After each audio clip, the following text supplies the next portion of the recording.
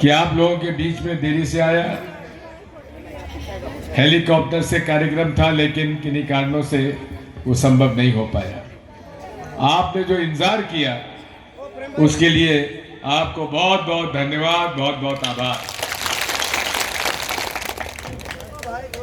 2023 में मध्य प्रदेश में सरकार किसकी बने, उसका चुनाव होने जा रहा है और आपको तय करना है कि सरकार कांग्रेस की हो या भाजपा की। बहुत सारे उम्मीदवार खड़े हो जाते हैं, छोटी छोटी पार्टी के उम्मीदवार खड़े हो जाते हैं, लेकिन इनकी सरकार नहीं बन सकती। सरकार तो कांग्रेस की बनेगी या भाजपा की भी बन सकती है, लेकिन 2003 से लेकर आज तक भाजपा की सरकार बनी। 2018 में हमारी सरकार बन गई थी, लेकिन सवा साल के अंदर ही भारतीय जनता पार्टी ने हमारे विधायकों को खरीद लिया। देखने में आया कि राजा महाराजा तो बिक गए, लेकिन आदिवासी विधायक नहीं बिका। ये बाल सिंह के पास भी लोग आए थे, 25 करोड़ ले लो, 30 करोड़ ले लो, 35 करोड़ ले लो। इसने कहा कि मैं आदिवासी हूं, ईमान नहीं बेच सकता। ये ताकत है आदिवासी भाइयों की। अब ये बदनावर से पास में ही है। अब वहां के राजा साहब दत्तीगांव को क्या कमी थी, क्यों चले गए, क्यों बिक गए? पैसे की लालच। और आज ये उस पार्टी में है जो इनकी कभी सगी नहीं हो सकती। क्या नहीं दिया? दत्तीगांव दरबार पुराने प्रेम सिंह जी के जमाने से लेकर आज तक हमेशा इस परिवार का सम्मान किया। सिंधिया जी को क्या नहीं दिया? कांग्रेस पार्टी ने सम्मान पूरा दिया। फिर क्यों चले गए? बात यही है, हम लोग जुटते हैं विचारधारा के साथ। कांग्रेस के साथ हम क्यों हैं? क्योंकि कांग्रेस गरीबों के बारे में सोचती है, किसान और मजदूरों के बारे में सोचती है। आजादी किसने दिलाई? कांग्रेस ने। आदिवासी और दलित अनुजाति जनजाति को आरक्षण किसने दिलाया? कांग्रेस ने। आपके बच्चों को पढ़ाया लिखाया, वजीफा दिया, छात्रवृत्ति दी, कांग्रेस ने। आपको पंचायत में, विधानसभा में, लोकसभा में किसने आगे बढ़ाया? कांग्रेस ने। आपको जमीनों को पट्टा किसने दिया? कांग्रेस ने। आपके आवास के पट्टे किसने दिए? कांग्रेस ने। आपके बच्चों को नौकरी किसने दी? कांग्रेस ने। भाजपा ने क्या दिया? जो आपका अधिकार था वो छीन लिया। पट्टे बटे थे, कई जगह पट्टे कैंसिल करा दिए भाजपा के लोगों ने। गरीबों की जमीनों पे कब्जा कर लिया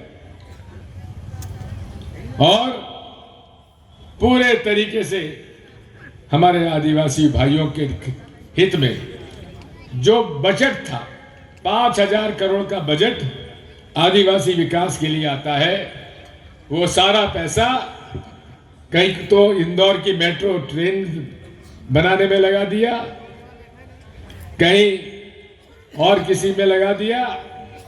आदिवासियों का हक भारतीय जनता पार्टी ने मार दिया। इस देश में 2014 से लेकर 23 तक बड़े बड़े उद्योगपतियों के 25 लाख करोड़ का कर्जा माफ हुआ है। 25 लाख करोड़। और ये किनका कर्जा माफ हुआ? बड़े बड़े लोगों का। लेकिन गरीबों का कर्जा 1 रुपए भी भारतीय जनता पार्टी ने माफ नहीं किया। एक आदमी का कर्जा भी भाजपा ने माफ नहीं किया, चाहे किसान हो, चाहे मजदूर हो, चाहे अनुसूचित जाति और जनजाति का हो। हमने वादा किया था हम कर्जा माफ करेंगे, लेकिन कांग्रेस की सरकार बनते ही हमने कर्जा माफी करने का शुरू कर दिया। किस्सा 27 लाख किसानों के कर्जे माफ हुए, लेकिन सरकार गिरने के बाद उन्होंने वो योजना समाप्त कर दी। अब हम वादा करते हैं, सरकार अगर कांग्रेस पार्टी की बनती है तो जो लोग रह गए हैं उन लोगों का भी कर्जा माफ कांग्रेस पार्टी करके देगी किसानों। मेरे कार्यकाल में गरीबों के घर में बिजली एक बत्ती कनेक्शन मुफ्त में दी कि नहीं दिया? आपको कोई बिल नहीं दिया, पूरा बिजली माफ करके दी। किसानों के 5 हॉर्स पावर की मोटर भी माफ की। उसके बाद किसानों ने 7.5 10 की चलाई, वो भी उन्होंने अपने घरों में एक बत्ती का कहा था, लेकिन हीटर भी चलाया और कूलर भी चलाया और सब चलाया, लेकिन उनको बिल नहीं दिया। भाजपा आई और हजारों लोगों के हजारों रुपए के बिल आने लगे।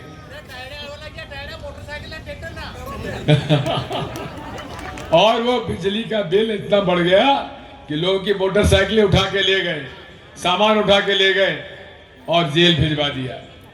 ये भारतीय जनता पार्टी के लोग कभी गरीब का भला नहीं कर सकते। ये लोग केवल आपको लूट रहे हैं। अरे मेरे जमाने में घासलेट 3 रुपया लीटर मिलता था कि नहीं मिलता था? आज घासलेट गायब है। गरीब के घर पे अगर बिजली चली जाए तो घासलेट नहीं, मीठा तेल जलाना पड़ता है। और वो मीठा तेल 150 रुपए लीटर। कहा 3 रुपया और अब 150।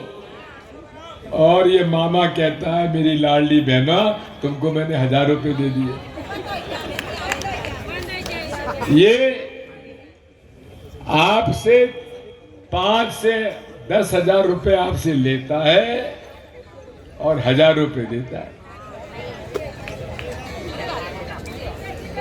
हमारे नारायण सिंह जी आमला बे वाले हैं, सांसद हैं, वो गए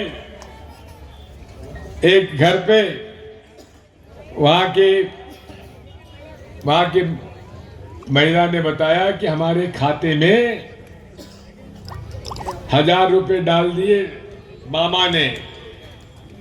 थोड़ी सी देर में उसके पति आ गए।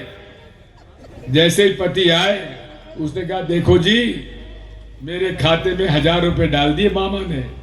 अरे उन्होंने कहा भाई तेरे मामा का हाल देख ले, तेरे को दिए 1000 और मुझसे 4000 का बिजली का बिल थमा दिया। ले ये लोग किसी के सगे नहीं है। जब जब कांग्रेस आती है बिजली का बिल सस्ता हो जाता है। कमलनाथ जी सरकार आई, किसानों का बिजली का बिल आधा कर दिया। आपके घर में मीटर लगा था, उसमें भी जो बिल 1000 1200 1500 का आता था केवल 100 रुपए का मिलेगा। लेकिन अब वो भी अगर सरकार हमारी बनती है तो 5 हॉर्स पावर की बिजली मुफ्त में होगी और 100 यूनिट तक की बिजली माफ होगी, बाकी हाफ होगी। हमने गांव-गांव में स्कूल खोले थे, पंचायतों को अधिकार दिए थे, शिक्षकों की नियुक्ति के अधिकार आपको दिए थे। मैं सरपंच भाई यहाँ पे बताओ, सरपंच साहब कौन कौन है? हाथ उठाओ सरपंच लोग। अभी मौजूदा सरपंच कौन कौन है? अब वो सरपंच यहाँ पे है, उनको क्या अधिकार है? कोई अधिकार नहीं है। जनपद सदस्यों को कोई अधिकार नहीं, जिला परिषद को कोई अधिकार नहीं। मेरे कार्यकाल में जनपद को, जिला परिषद को शिक्षक कर्मियों के अधिकार थे, नियुक्ति के अधिकार थे कि नहीं थे? पंचायत कर्मियों को अधिकार थे और पूरे तरीके से छूट थी काम करने के लिए। अब ये सारा का सारा जो पंचायती राज है अधिकारी कर्मचारियों के हाथ में आ गया। इस बात को हमें समझना है।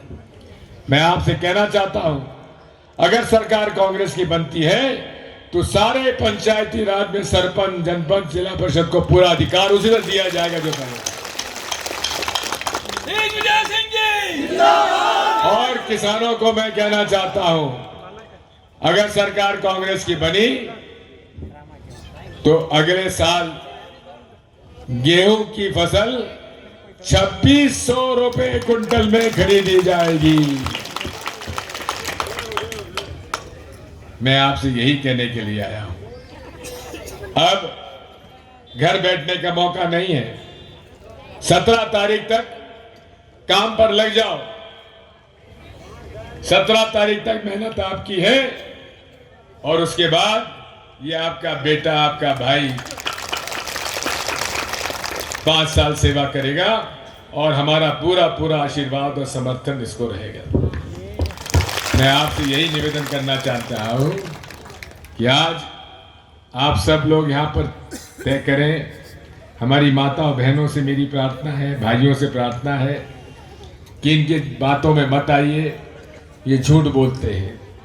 आपसे कहा था काला धन आएगा और काला धन इतना आएगा कि सभी के खाते में 15 लाख रुपए जमा करा देंगे। कहा था कि नहीं कहा था? एक ढेला भी आया कि नहीं आया? इसलिए साथियों, झूठों को भगाओ और कांग्रेस को वापस लाओ। कमलनाथ जी जो कहते हैं सो करते हैं। यही मैं आपसे कहने के लिए आया हूं। आप सबको मेरी तरफ से बहुत बहुत धन्यवाद। हमारे आदिवासी भाइयों, हमारे आदिवासियों के